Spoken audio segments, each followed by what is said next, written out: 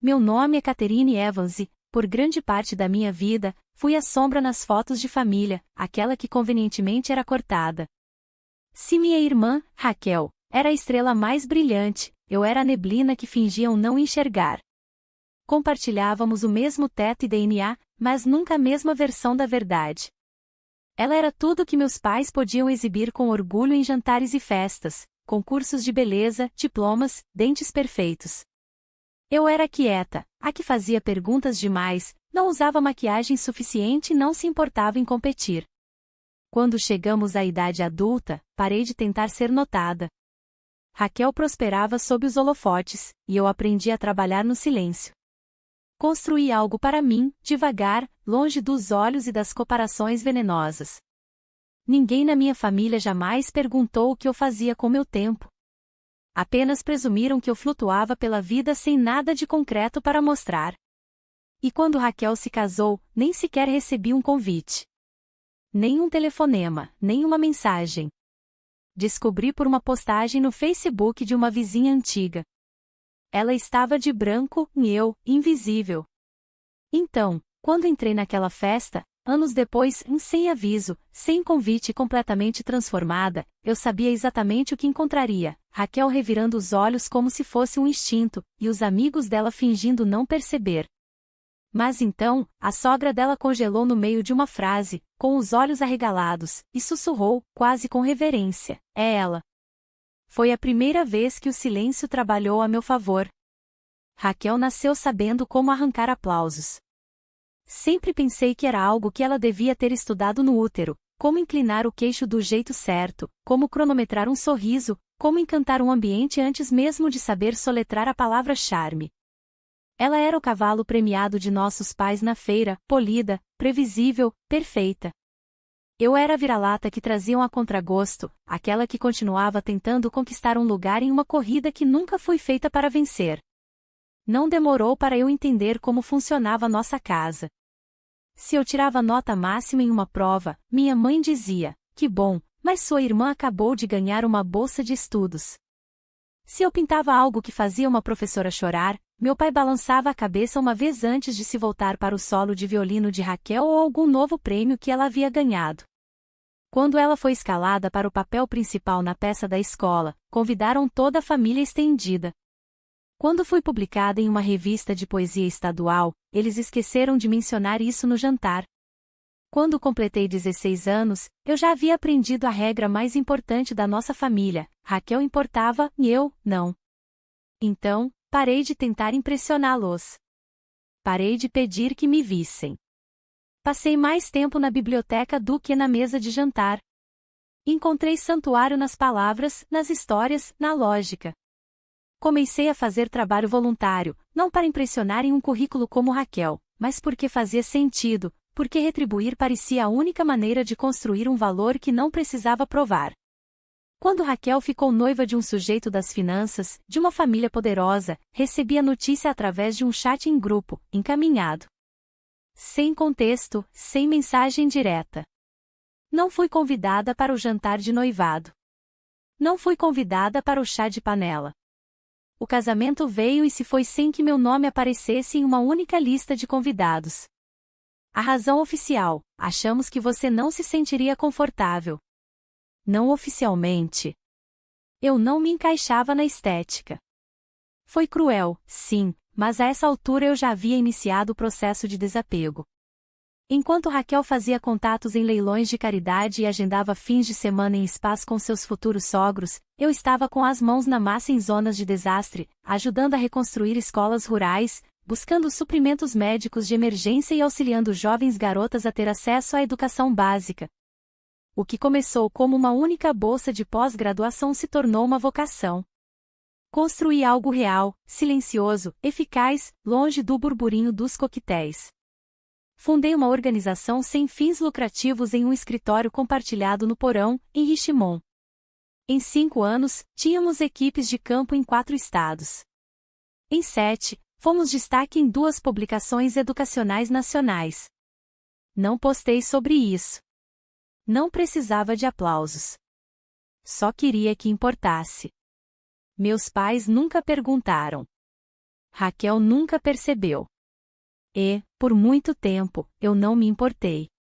Então, uma noite, 3 anos antes daquela festa, fui convidada para um pequeno evento de gala em Boston. Nada ostentoso, apenas um evento beneficente de médio porte, reconhecendo esforços comunitários em áreas carentes. Quase não fui. Tinha acabado de voltar de uma viagem, com e-mails acumulados há dias, e eventos formais ainda me faziam sentir uma estranha. Mas algo me impulsionou a ir. Após meu breve discurso, uma mulher se aproximou de mim perto da mesa de refrescos. Ela parecia majestosa de um jeito discreto e sem esforço. Pérolas, seda azul ardósia. Seu sorriso era suave, mas perspicaz. Você fez um bom trabalho, ela disse, a voz baixa, mas clara. Seus números são enxutos. Seu impacto não é apenas no papel, percebo. Ela se apresentou como Nicole. Sem sobrenome, sem organização, apenas Nicole. Conversamos por 15 minutos sobre logística, responsabilidade, modelos de sustentabilidade. Achei-me desfrutando da conversa, o que era raro nesses eventos. Ela não perguntou onde eu estudei ou quem eram meus pais. Ela ouviu antes de partir. Tocou meu cotovelo gentilmente e disse: eu gostaria que mais pessoas entendessem o tipo de trabalho que você está fazendo. E então, ela se foi. Não pensei muito nisso depois. Eu não sabia quem ela realmente era. Apenas me lembrei de como foi ser vista por uma estranha, sem uma lista de verificação, sem preconceitos, sem a sombra de uma irmã mais velha pairando sobre meu ombro. Voltei ao trabalho, focada, desapegada, em paz. Isso durou até 3 semanas atrás, quando recebi um convite, encaminhado, para um evento de caridade de alto perfil, promovido pela Campbell Foundation. O nome não me era familiar, mas um de nossos novos parceiros do conselho insistiu para que eu fosse, disse que valeria a pena. Cheguei sem expectativas. O que eu não sabia então, o que ninguém havia me dito, era que Raquel havia se casado com a família Campbell. E no momento em que pisei naquele salão de baile, eu não era mais a irmã que haviam sepultado no silêncio. Eu era a mulher que um dia fora uma estranha para Nicole, e alguém que ela nunca esqueceu. A gala da Campbell Foundation foi realizada no Elysium Ballroom, um local que sussurrava dinheiro em cada canto. Não havia nada de barulhento ou vulgar. Tudo era veludo e vidro e contenção, o tipo de lugar onde o poder se vestia de elegância e nunca precisava levantar a voz. Já estive em salas semelhantes antes, mas nunca como eu mesma. Essa noite era diferente. Cheguei cedo o suficiente para evitar a pompa, mas tarde o suficiente para não chamar a atenção. Meu vestido era preto, discreto, feito para se mover. Meus saltos não eram altíssimos. Meus brincos não brilhavam.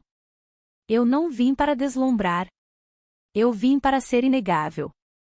Lá dentro, tudo reluzia. Garçons se moviam como peças de xadrez. Cordas tocavam por trás de uma cortina de orquídeas. Havia atenção no ar. Não agressiva, mas alerta. As pessoas se notavam ali. Esse era o ponto. E então, ela me viu. Raquel estava perto da torre de champanhe, em um vestido de cetim creme que pegava a luz como uma faca. A risada dela tinha aquela ponta forçada que eu reconhecia tão bem. Um charme engenheiro. Ela se virou ligeiramente, examinando o salão, e congelou quando seus olhos encontraram os meus. Um instante passou. Então, como se fosse uma deixa, ela revirou os olhos. Não sutilmente, não em particular. Ela o fez como uma performance, uma que ela havia ensaiado desde que éramos crianças.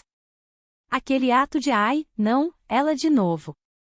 Eu a vi empurrar a mulher ao lado dela e sussurrar algo. Ambas se viraram para olhar, embora uma tivesse a decência de parecer envergonhada quando encontrei seu olhar. Eu não desviei o olhar. Dei um pequeno sorriso.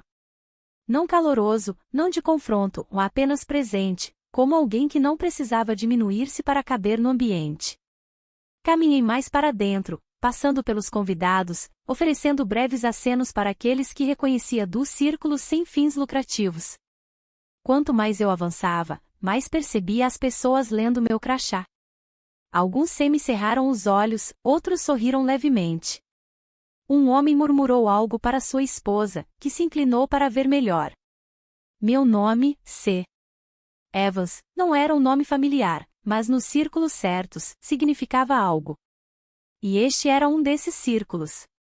Cheguei à mesa de refrescos e tinha acabado de levantar um copo d'água quando ouvi, Catherine Evans. Virei-me lentamente, já meio desconfiada da voz. Nicole Campbell. Ela parecia exatamente a mesma, só que mais composta. O cabelo estava preso de um jeito que expunha todo o seu rosto. Não havia necessidade de se esconder. Ela era o tipo de mulher que as pessoas chamavam de elegante porque intimidadora as deixava muito desconfortáveis para admitir. Ela olhou para mim e então congelou. Seu copo não se moveu. Sua expressão não mudou a princípio, mas seus olhos se arregalaram ligeiramente e depois se estreitaram com algo parecido com admiração. É ela disse, baixa e deliberadamente, como se não pudesse acreditar no que estava vendo. Cabeças se viraram. A frase se espalhou. Convidados pausaram suas conversas, tentando entender o que estava acontecendo. É ela, Nicole disse novamente, desta vez quase sorrindo. Raquel estava atrás dela. Senti mais do que vi o modo como seu corpo enrijeceu. Ela tinha ouvido. Ela sabia exatamente o que estava por vir e não havia como parar. Você é a fundadora da Share Impact? Nicole perguntou. Os laboratórios móveis, as clínicas de alfabetização, o fundo de resgate escolar? Você é aquela Evans? Sou, eu disse, simplesmente. O sorriso dela se aprofundou, caloroso e rico.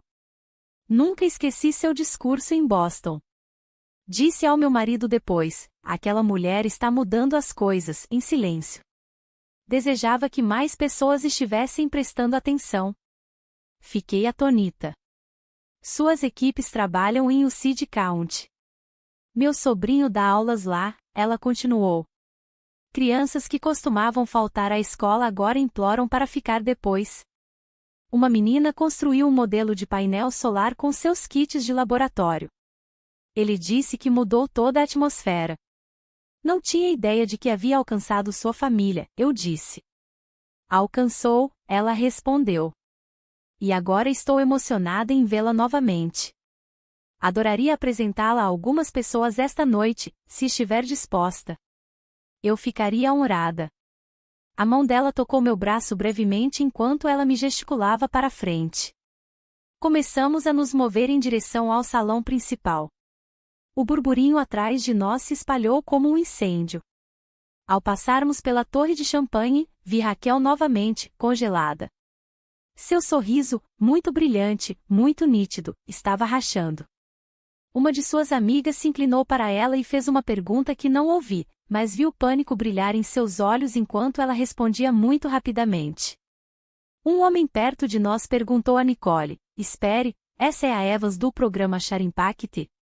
Nicole respondeu por mim, é ela.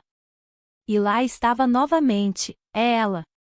3 sílabas que mudaram tudo. Uma coroação sussurrada, um acerto de conta silencioso, e pela primeira vez em anos, eu permaneci parada em uma sala cheia de estranhos e me senti vista por quem eu realmente era. Não como a irmã de Raquel, não como a filha esquecida, não como a garota que deixaram de fora das fotos de casamento. Apenas eu. Raquel nos seguiu com os olhos, mas nunca com os pés. Tive vislumbres dela ao longo da noite, pairando perto de pequenos grupos de pessoas, tentando recuperar a desenvoltura que outrora dominava. Mas algo havia mudado.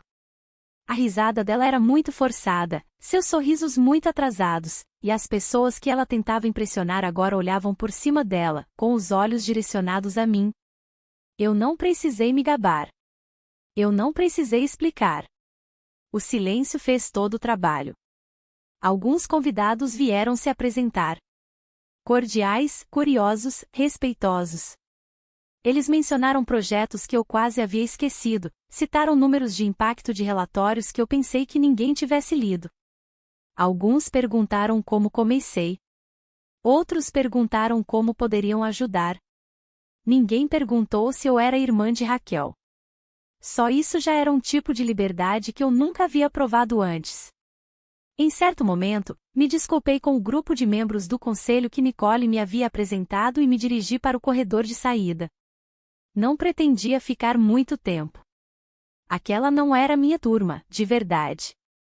Eu havia vindo, feito minha presença ser sentida e observado a fundação do mito social de Raquel desmoronar em tempo real. Isso era suficiente. Mas, pouco antes de chegar ao guarda-volumes, ouvi uma voz atrás de mim. Catherine. Pausei. O peso na voz não vinha de familiaridade. Vinha de fúria. Virei-me. Era ela. Raquel, parada a poucos passos de mim, com os braços rígidos ao lado do corpo.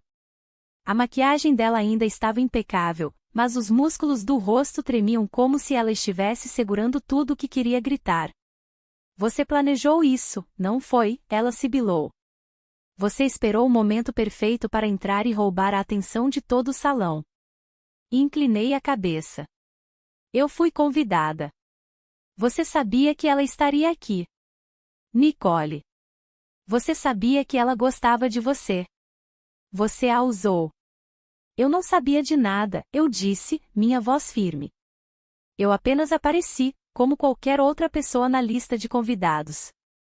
Raquel deu uma risada amarga e curta. Não finja inocência, Catherine. Você sempre finge estar acima de tudo. Tão humilde, tão generosa. Mas no fundo, você anseia por atenção como o resto de nós, não é? Não, eu disse, simplesmente. Eu anseio por impacto. Isso é diferente.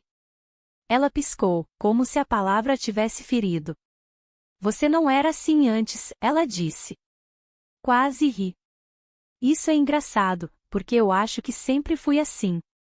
Você que nunca se deu ao trabalho de ver. Algo nela vacilou por um segundo, tempo suficiente para a máscara rachar. Então seus olhos se estreitaram novamente.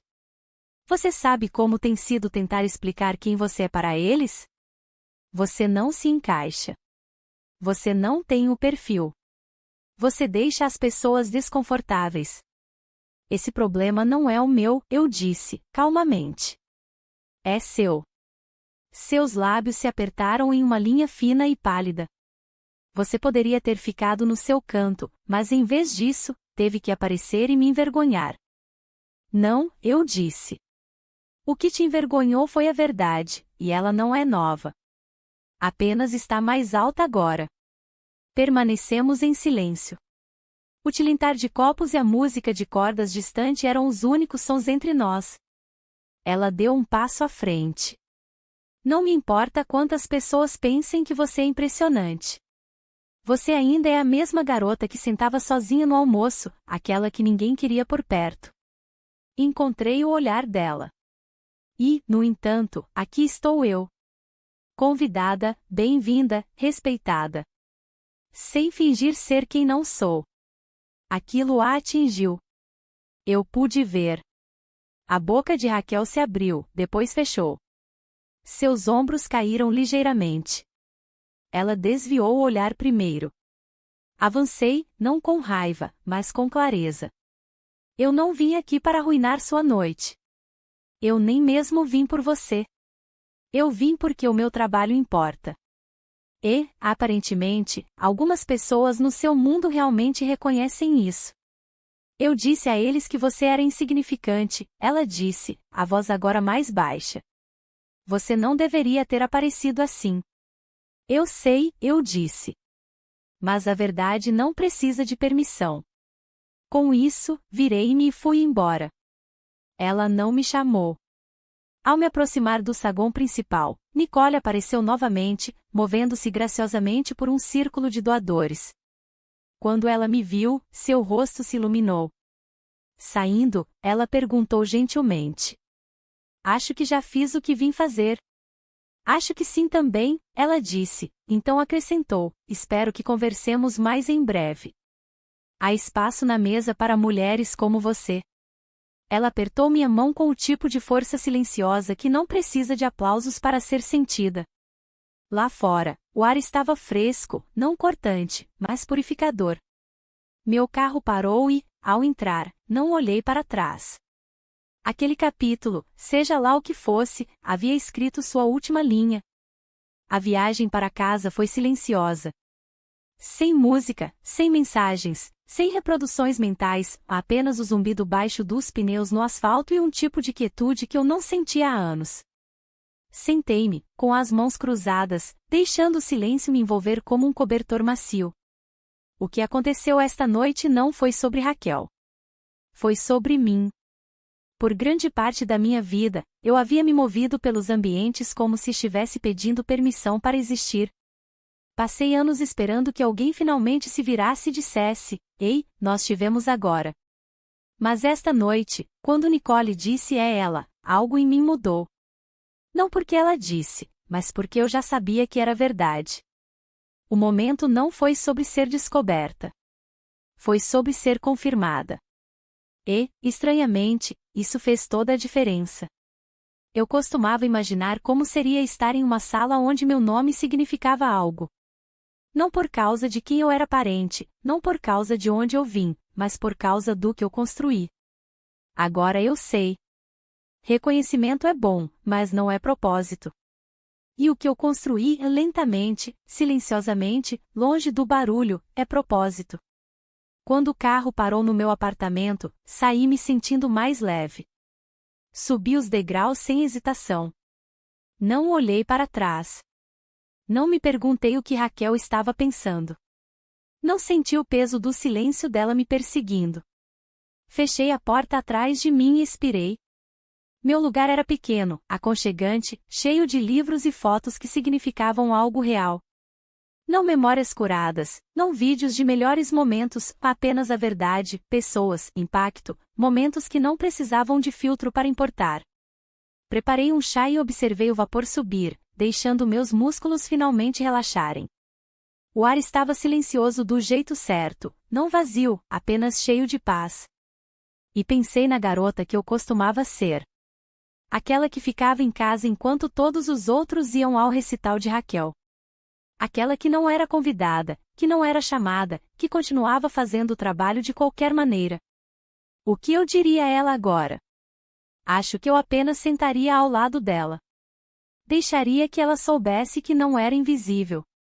Deixaria que ela soubesse que, cada vez que ela permaneceu fiel a si mesma, estava escrevendo a história que estamos vivendo agora. Eu não entrei naquele salão de baile procurando redenção. Eu entrei já completa. Então, quando Nicole disse "é ela", o salão pode ter ouvido pela primeira vez. Mas eu venho dizendo isso há anos. É ela. Sou eu. Obrigada por ouvir a história de Catherine. Se você gostou desse vídeo, por favor curta e compartilhe para nos apoiar a trazer mais histórias inspiradoras, e se inscreva no canal para não perder nenhum lançamento. Até o próximo vídeo.